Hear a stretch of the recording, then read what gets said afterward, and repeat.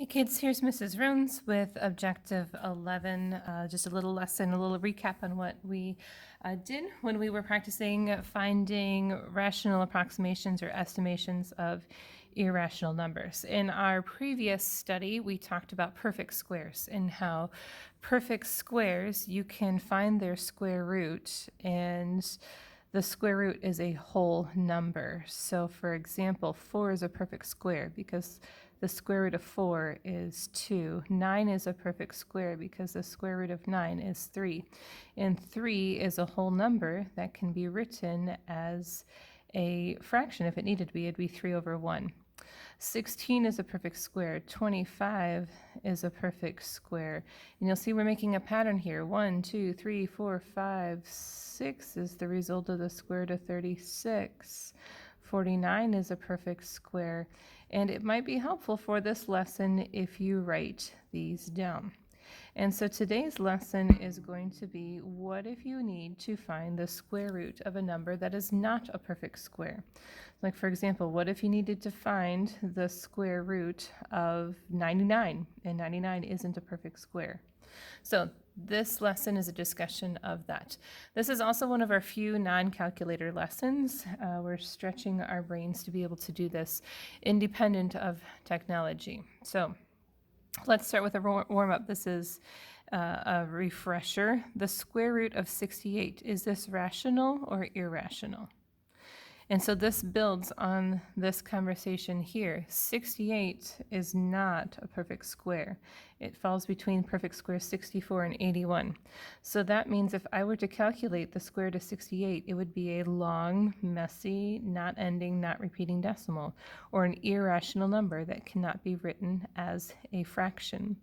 So we can say just that, the square root of 68 can't be written as a fraction. We could also say 68 is not a perfect square.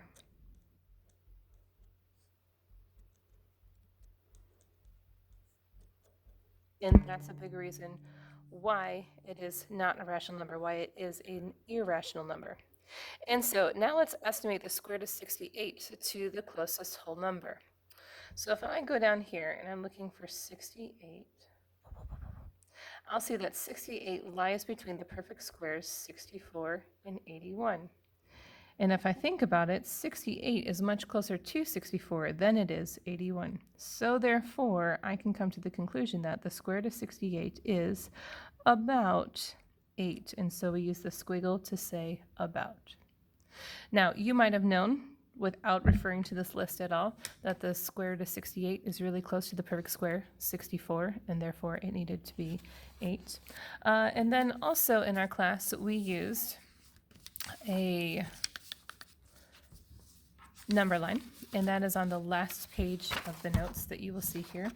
And we marked all of these perfect squares on our number line so that we can refer to them. So here's another way that you could solve this question. Here is 68. It's preceded by 64 and followed by 81 for perfect squares. And 68 is much closer to 64 than it is to 81. So that's yet another way to think about this. And so today's challenge after this is to estimate square roots to the nearest tenth. And this is where we're going to use multiplication like what we learned in elementary school. So we said that the square root of 68 is close to 8. And because 68 is between 64 and 81, we also know that its square root is between 8 and 9.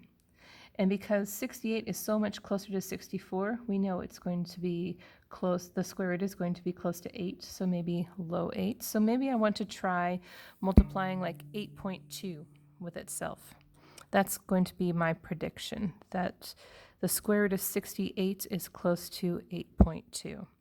2 times 2 is 4, 8 times 2 is 16, 0 placeholder, 8 times 2 is 16. See, you thought that you would never use this skill. But here it is, long multiplication, 12, 7, and my 6 is getting hole punched. I ended up with 67.24. That's close to 68, but not quite. So that means I should increase my prediction so that I can increase my results. Let's try 8.3 times 8.3 3 times 3 is 9, 24, 0. I hope this is right, guys. Double check my work. 8. Teachers make mistakes too, right? Okay, so my result here was 68.89, so just over 68. So if I'm running to the nearest tenth, I have the tenth before and the tenth above. So 67.24 and 68.89. Remember, my target is 68. Well, I know that this is 68 minus, or 68.89 minus 68. That difference would be 0.89. 68 minus 67.24 would be 0.76 if I use subtraction there. And so 0.76 is smaller than 0.89, so therefore I can justify that 8.2 is a better prediction. So say about 8.2. Okay. So hopefully that makes sense. So just to summarize that process again, we estimated to the nearest whole number here. Then we made a more precise estimation by considering how much closer the square root of this irrational number would be to this than the one that surrounds it. And then we did some long multiplication to prove our answer. Now, sometimes you have to do 3 or 4 of these until you finally find the thing that you're going for. Okay, so in class we did a card game. I'm not going to play a card game for you, I'm sorry. But let's do a few sample questions here. I'm just going to be super boring and do 1, 2, 3, 4, 5, 6, 7, 8, 9, and 0.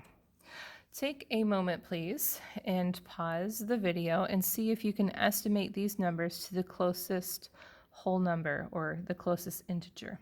Give this a pause and then I'll talk you through it. Okay, so here I have the square root of 12. Now you can do this a few different ways. You can think to yourself, oh, 12 is really close to the perfect square of 9. It's also really close to the perfect square of 16, and then consider which one is actually closer. You could also, if you wanted to, go to your number line. Here's 12, and it is 1, 2, 3 places away from 9, 1, 2, 3, 4 places from 16. So you could prove that 12 is closer to the perfect square 9 than it is perfect square 16. Either way you do it, hopefully you found that the square root of 12 is close to the whole number 3. But truly, that's kind of right in the middle. All right, square root of 34. Now you might think, oh, 34 is really close to 36. That's the perfect square that comes after it. The one that comes before it is 25, and that's kind of a long ways away. So we can justify that the square root of 64 is going to be about 6. Now, if I were to estimate this to the closest tenth, that's not going to be 6 point something, because if it were 6 point something, this would have to be 37 or above. If I were to make this more precise, it'd be 5 point something, because 34 lies between 25 and 36, and their square roots are 5 and 6. So hopefully that helps you. All right, 56. Ooh, that might be one that you need to check your number line for. So there's 56. It's 1, 2, 3, 4, 5, 6, 7 here. 1, 2, 3, 4, 5, 6, 7, 8 away from 64. So that's just a little bit closer to 49 than it is to 64. So technically, the square root would be about 7. But we kind of know that it's going to be about 7.5 if we were going to estimate that one later. 78, perhaps you thought of 81. It's only 3 numbers away. That's a perfect square, so this would be about 9. And 90, this one's kind of tough because as you get higher in your square roots, the space gets bigger, right? And so 90 is right in the middle. So there's no shame in either subtracting to see that 100 minus 90 is 10, And 90 minus 81 is 9, so it's farther away from 100 than 81, or count it out if you need to. 1, 2, 3, 4, 5, 6, 7, 8, 9 places, and 10 that way. So this is another one that's really close, but it is closer to 81, just barely, so closer to 9. Okay. Then we have a second step here is to choose 2 of these to estimate to the nearest 10th. So that's following the process that we did above here. So let's say that we do, let's do one of these tricky ones. 34, actually, we were starting to talk about that. 34 is close to 36. It's just before 36, so I know that my estimation is going to be 5 point something and then higher because 34 is much closer to 6. So let's try 5.8. So let's do 5.8 times 5.8, 64, 46, 40, 29,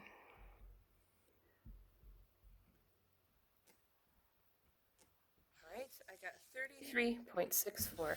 My target is 34. So that means I'm a little bit under, so I should increase my prediction to see if I can get up to 34. So 9 times 9 is 81, 45, 53, 0.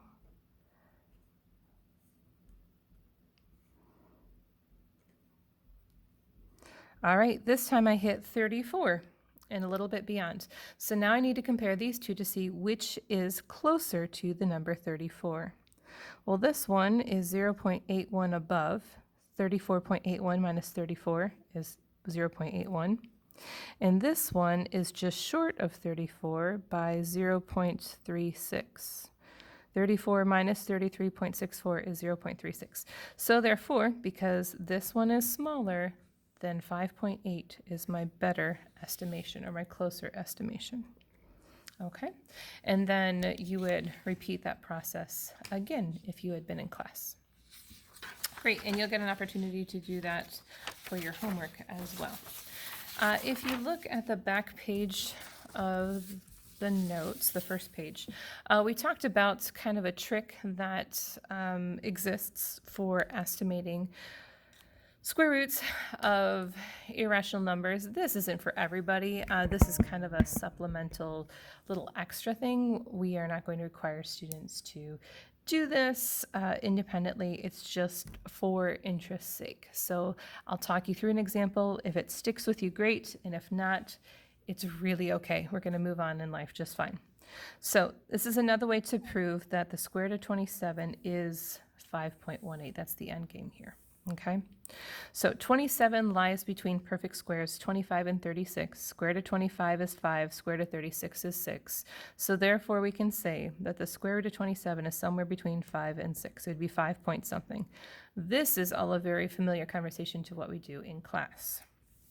Now, what we can do to figure out what the decimal part that's going to be after the 5 will be is to use this kind of equation that's going to be setting up the result as a fraction to help us.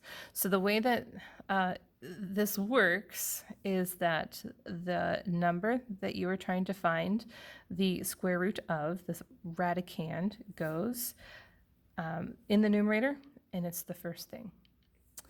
And then what follows that is the perfect square that precedes the number that we're trying to find the square root of. So 27 minus and then 25. That's the numerator. Then in the denominator, it's the perfect square that follows the number that we're trying to find the square root of. So 36 minus and then the same 25. 27 minus 25 is 2. 36 minus 25 is 11. So in conclusion, we can say that the square root of 27 is 5 and 2 11ths. I don't know how that works. It's mathematical magic. And this is why I do not require students to know this. But magical thing happens is if we divide 2 by 11, that's 0.18. It would be repeating. Actually, we know that 11 is a multiple of 99, so I could multiply this by 9, and then multiply this by 9, so that 18 would be repeating. But anyway, that's what we can use to prove that end result.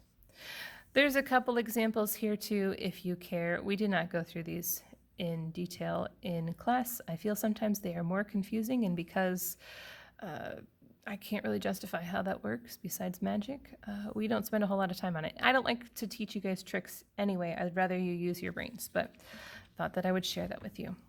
Oh, didn't want to show that to you. Okay, so at the end, we do have one question that you may see on, say, a park test. It's one thing to know what you're doing. It's another thing to be able to see it in a different form on a test that you may not be familiar with. And so this is an example of a park or a IAR question. It says, which statement best describes the value of the square root of 8? Take a minute and see if you can make a prediction. Okay, we know that 8 is really close to the perfect square 9, and the square root of 9 is 3. So because we know that 8 is just before 9, we know that its square root is going to be just before 3, so like 2.8 or 2.9, something high up there, right? We can just take a stab. Well, their options say between 2 and 2.5. No. Between 2.5 and 3? Yeah, because that's the higher part of the 2's. Anything bigger than that, 3 times 3 is 9. This is going to be bigger. This is 4 squared is 16, so these are much too high. So this would be a best prediction for us. Okay, let's look at the homework. The homework is basically exactly what we did in class. It's more practice of that because lots of practice makes these skills more automatic, makes us stronger in them. So here is the lesson. You should go through first and estimate each square root to the nearest integer. Please don't use your calculator for this because you won't learn anything. We will be doing a quiz on this eventually, and you won't be able to use a calculator for that either. So I really need for you to please be honest. Of course, though, feel free to go back and check your work with a calculator if you'd like, but don't use a calculator to do this. So for example, 35 is really close to 36. That's a perfect square, and the square root of 36 is 6. So I can say the square root of 35 is about 6. And so you'll go through this whole thing and label all of your perfect squares.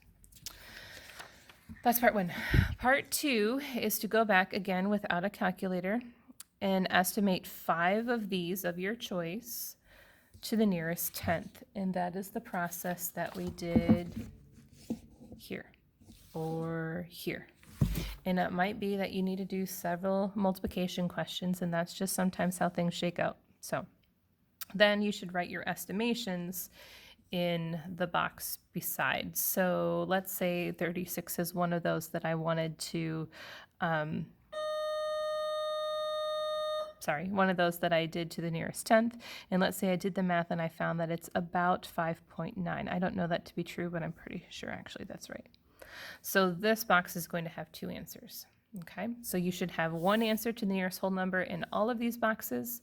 And then for 5 total boxes, you should have answers to the nearest 10th. Please don't steal my answer though. Okay. This challenge is optional, but feel free to do it. Some students have done it and they said that it was fun. So there you go. Math is fun. If you still need help, of course, don't hesitate to contact me at this email address, and I'm happy to help. Thanks a bunch, guys. Thanks for watching, and I will see you in class. Bye.